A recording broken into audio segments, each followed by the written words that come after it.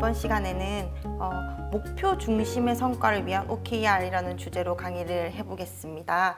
이제 그전에도 목표를 세우고 그거를 어떻게 달성할 것인지, 얼마나 달성을 할 것인지 측정할 수 있도록 지표, 수치화된 지표인 KPI를 설정한다. 그래서 성과를 관리한다. 라는 개념을 제가 설명을 드렸었는데, OKR은 그러면은 무엇이냐? 이것도 비슷한 개념에서 출발을 하죠. 목표를 중심으로, 즉, 조직이 나아가야 할 공통의 어떤 기준을 가지고 뭔가 기준점 있는 성과 관리를 한다라는 점에서는 동일하지만, OKR은 거기에서 보다 우선순위라는 개념, 그 다음에 주도성이라는 개념이 보다 더 적극적으로 개입이 된다는 점에서 보다 더 현대적이고 조금 더 업그레이드된 제도라고 이해를 하셔도 괜찮습니다.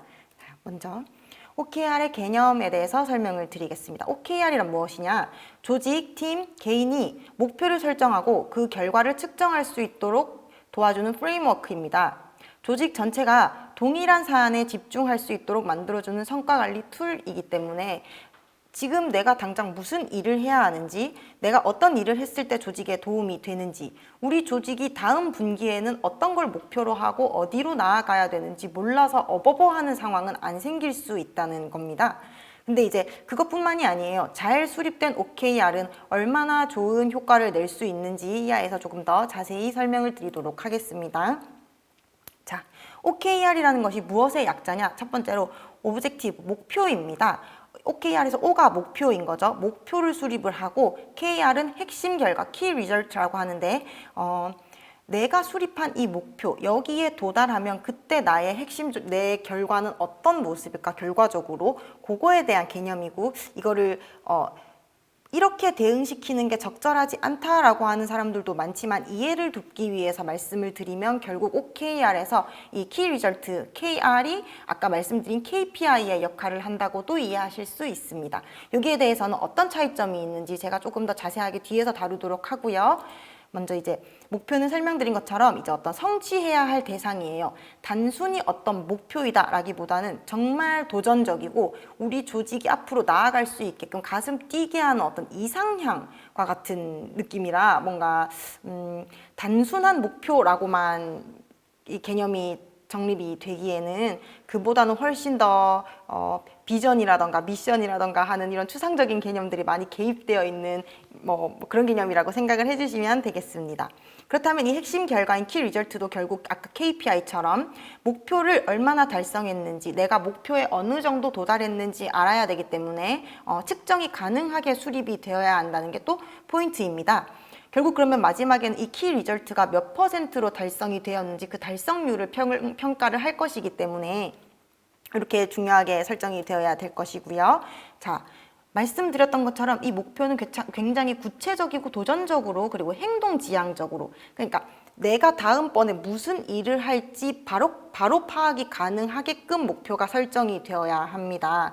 이게 구체적이고 도전적인 거는 OKR의 핵심이라고 말씀을 드릴 수가 있어요. 그래서 OKR에서 O를 수립을 하실 때 100% 달성 가능한 목표를 수립을 하는 것은 지금까지 저희가 시행해 오던 MBO와 별반 다를 바가 없습니다. 그래서 내가 정말 전력을 다해서 달려도 한 70% 정도 달성이 될 수 있는 그 정도로 구체적이고 도전적인 목표를 설정을 해야 된다는 게 여기에 핵심이라고 보시면 되고요. 그리고 이제 핵심 결과를 수립을 할 때 주의해야 될 점으로 측정과 검증이 가능해야 된다라는 건 지금까지 계속 말씀을 드렸던 거고, 독립적이어야 한다라는 설명이 있는데, 지금까지는 이게 유기적으로 연계가 되고 정렬이 이루어져야 된다고 했으면서 갑자기 핵심 결과가 왜 독립적이어야 되는지에 대해서 조금 궁금하실 수 있을 것 같습니다. 그래서 제가 요거를 보여드리기 위해서, 또 아까 전에 KPI 설명을 하면서 어떻게 카페 창업 얘기를 들었으니까 OKR은 또 어떻게 수립이 되어야 되는지를 제가 아주 간략하게 조금 보여드리려고 합니다. 먼저 목표를 수립을 합니다. SNS를 도배하는 핫플레이스를 만들자. 그러니까 제가 이것도 카페 창업이에요. 카페를 창업을 할 건데 SNS를 도배하는 핫플레이스를 만들겠다는 굉장히 도전적인 목표를 세웠어요. 요새 SNS에 얼마나 카페들이 많이 올라오고 여기가 맛집입니다 소개가 많이 되는데, 그 중에서도 단연코 우리 카페가 1위였으면 좋겠다라는 굉장히 성취지향적인 목표를 세운 거죠. 그러면 여기에서 핵심 결과를 도출을 합니다. 아까 전에 KPI를 설정을 할 때는 반기가 6개월 혹은 1년 뒤에 어떤 뭐 성과 를 측정할 수 있는 KPI를 도출을 했다면 이 키 리절트 같은 경우에는 1분기 말까지 즉 3개월 뒤에 우리 카페가 어느 상태에 도달해 있으면 좋겠는지에 대해서 다음과 같이 제시를 하고 있죠. 피크 시간에 웨이팅이 몇 팀 이상은 반드시 되었으면 좋겠다. 일주일간 재방문율이 몇 % 이상을 달성했으면 좋겠다. 그러니까 일주일 동안 우리 매장에 방문했는 전체 고객 중에 2번 이상 방문한 사람이 몇 %가 되지? 그거를 파악할 수 있도록 했으면 좋겠다. 그 다음에 우리 카페가 SNS를 도배하는 핫플레이스가 되어야 되니까 우리 SNS에 와서 좋아요를 몇 명이 눌러주는지 그 개수를 한번 파악을 해봐야 되겠다. 그리고 SNS의 팔로워는 몇 명이 되어야 되는지, 그리고 해시태그를 검색을 했을 때 우리 카페가 제일 많이 나오는지 이런 것들을 내가 측정을 해서 3분기에 이거를 한번 제대로 달성이 되고 있는지 파악을 하겠다. 이런 식으로 OKR이 수립이 될 수 있겠고요. 지금 설명드리는 OKR은 카페의 OKR입니다. 이 카페 전체의 OKR이 정립이 되면 거기에 맞게 또 카페에서 일을 하시는 직원분들의 OKR이 정립이 될 수 있겠고요. 이건 근데 예시로 보여드리는 거라서 일단은 조직 전체의 OKR을 보여드렸습니다. 그러면은 여기에서 보여드린 그 OKR 수립 방법에서 좀 중요하게 보셔야 되는 부분이 뭐가 있냐면 바로 전사적 정렬입니다. 제가 말씀을 드렸죠. 전체적으로 카페 OKR이 수립이 되면 그게 다시 구성원의 개인 OKR로 연계가 되어야 됩니다. 그러고 나서 반드시 도전적인 목표를 설정을 하셔야 돼요. 이 목표가 도전적이지 않다. 어쨌든 사력을 다해서 도달할 수 있는 정도의 기준점이다 라고 한다면 이게 MBO라던가 기존의 목표 관리 시스템들과 크게 다를 바가 없다는 그 점을 먼저 말씀을 드려야 되겠고요. 자, 투명한 공유, 이게 뭐냐면 OKR이라는 것은 그 주기가 지금까지 시행되어 왔던 KPI보다는 짧습니다. 그리고 조직 내에서 지금 이게 아주 소규모 조직을 예로 들면 그런데 이게 조직이 점점 커지면 OKR이라는 게 기하급수적으로 늘어날 수 있어요. 전체 조직의 OKR, 1분기 OKR, 그다음에 1분기 중에서도 나누어서 그 한 달치 OKR, 주간 OKR 이렇게 또 나눠지면 그게 또 부서의 OKR로 연계가 되어야 될 것이고 부서의 OKR은 다시 구성원의 OKR로 연계가 되어야 될 것이고 조직 규모가 조금만 커져도 OKR은 수도 없이 많아지는데 이게 어떻게 다 조율이 되고 우리끼리 정보가 공유가 되어야 될까요? 그러려면은 아주 빈번하게 의사소통을 해야 될 텐데 과연 그게 가능할 것인지에 대해서 조금 많이 회의적이실 수는 있습니다. 근데 이 OKR이라는 것을 처음에 구글에 이제 제안을 했던 존 도어라는 사람이 이게 가능하다라고 하면서 반드시 여러분들이 아셔야 되는 어떤 핵심적인 개념을 설명을 했습니다. 자, 그 개념이 바로 CFR입니다. CFR은 OKR을 가능하게 하는 커뮤니케이션 수단입니다. 그리고 요거는 단순히 어떤 커뮤니케이션 수단으로만 인식하시는 것보다는 조직의 문화를 구성한다라고 이해를 해주시면 됩니다. OKR이 일을 수행하는 방식, 일이 되게끔 하는 수단인 거는 맞는데 단지 거기에만 가둬놓기에는 굉장히 많은 가치를 가지고 있다고 생각을 하거든요. OKR 그 자체가 조직의 문화이면서 체질이 될 수 있도록 하는 거에는 바로 이 CFR이 기여를 한다. 이렇게 이해를 하시면 됩니다. 자, 그러면 이 CFR은 뭐의 약자인가? 첫 번째는 C, conversation, 대화입니다. 제가 아까 말씀드렸죠. OKR이라는 거는 조직에서 그냥 하나만 설정해놓고 그거 달성됐는지 안 됐는지 측정하고 끝이 아닙니다. 굉장히 빈번하게 수정이 이루어지고요.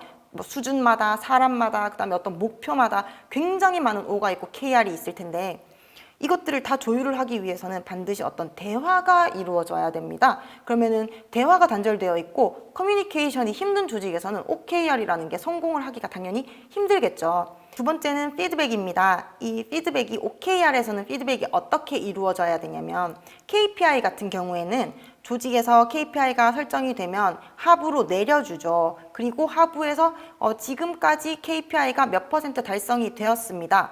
잘하셨습니다. 혹은 조금 더 분발해주세요. 보완해주세요. 이런 식으로 탑다운형의 피드백이 이루어지게 되는데 OKR에서는 굉장히 방향이란 게 없어요. 옆으로도 이루어질 수도 있고요. 밑으로도 이루어질 수 있고요. 위로도 이루어질 수 있습니다. 위로 이루어지는 피드백은 어떤 것들이 있는지 말씀을 드려볼까요? 제가 이번 분기에는 KR이 이 정도 달성이 될 것 같습니다. 달성률이 이 정도밖에 안 될 것 같은데 이대로라면 제 목표가 좀 제 목표를 완전히 달성을 하는데 조금 힘들 수 있을 것 같습니다. 그래서 제가 왜 그런지 분석을 해봤더니 요런 자원이 부족해요. 전 시간도 너무 없고 제가 이거를 할 수 있도록 저를 도와줄 수 있는 사람들도 별로 없는 것 같습니다. 조직에서 저에게 이 부족한 자원을 좀 충당을 해주셨으면 좋겠어요. 저한테 이런 지원을 해주세요. 요것도 OKR에서 굉장히 중요한 피드백입니다. 그리고 이런 것들이 막히지 않아야, 즉 상부로 향하는 피드백이 막히지 않아야 OKR이 성공할 수 있습니다. 그리고 세 번째는 바로 recognition이라고 해서 인정입니다. OKR이 가장 싫어하는 것, 가장 경계하는 것이 뭐냐면 바로 질책입니다. 제가 아까 말씀드렸던 것처럼 OKR이라는 것이 정렬되고 연계되고 이게 조정되기 위해서는 굉장히 빈번한 미팅이 이루어지거든요. 물론 그 미팅도 지금까지 이루어지던 주간 회의 뭐 이런 것들과는 많이 다를 텐데 그 회의가 이루어지도록 하는데 제가 아까 또 중요하게 얘기 드렸던 게 상부로 향하는 피드백 굉장히 중요하다고 말씀을 드렸어요.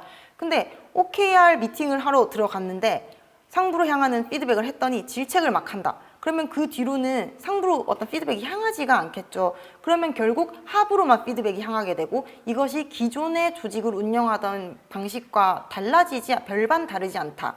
그렇게 되면은 OKR을 위해서 빈번하게 이루어지던 커뮤니케이션도 그냥 OKR 미팅이라는 이름이 붙은 뭐 주간 보고회의 정도, 그러니까 요거는 유명무실한 제도가 될 수 있기 때문에 절대로 질책하지 않아야 된다라는 것이 OKR이고요. 지금까지 이제 OKR을 가능하게 하는 수단인 CFR에 대해서 설명을 드렸습니다.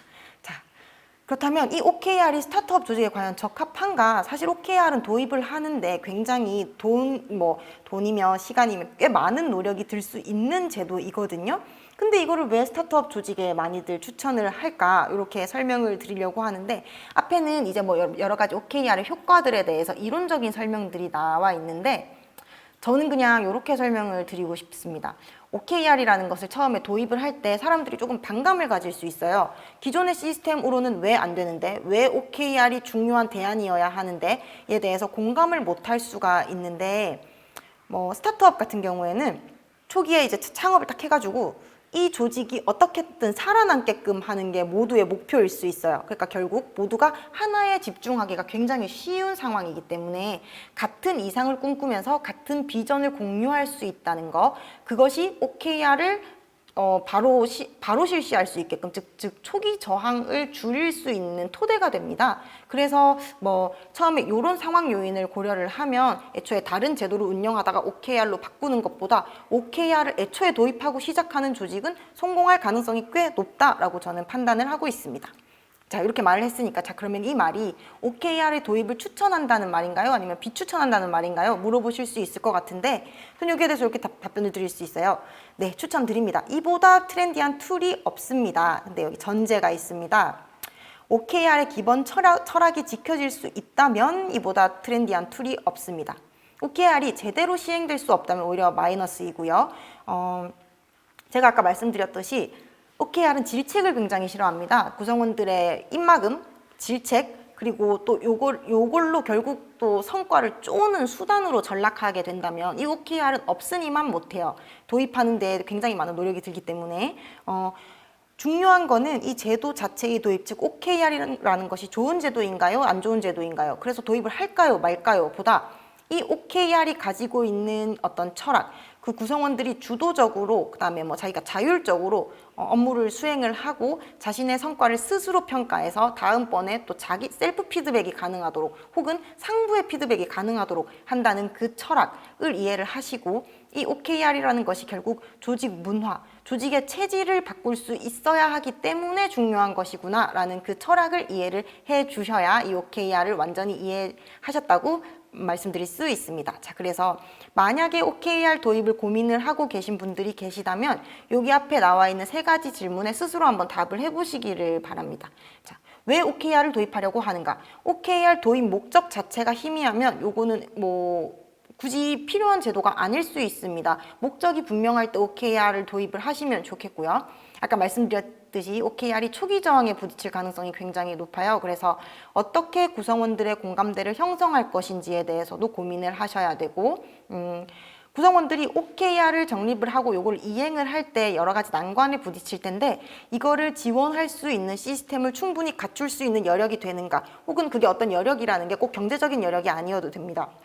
경영자가 어떤 지원 시스템을 갖출 의지가 있는지에 대해서도 스스로 한번 고민을 해보실 수 있으면 좋겠습니다. 네, 저는 지금까지 이제 뭐 성과관리 제도 중에서 가장 트렌디하다, 가장 이게 지금은 MBO를 대체할 수 있는 유일한 수단이다라고 평가받고 있는 OKR에 대해서 지금까지 설명을 드렸고요. 뒤로부터는 이제 성과관리 툴에 대해서 보다 조금 더 이해를 돕기 위해서 몇 가지 설명을 드리도록 하겠습니다.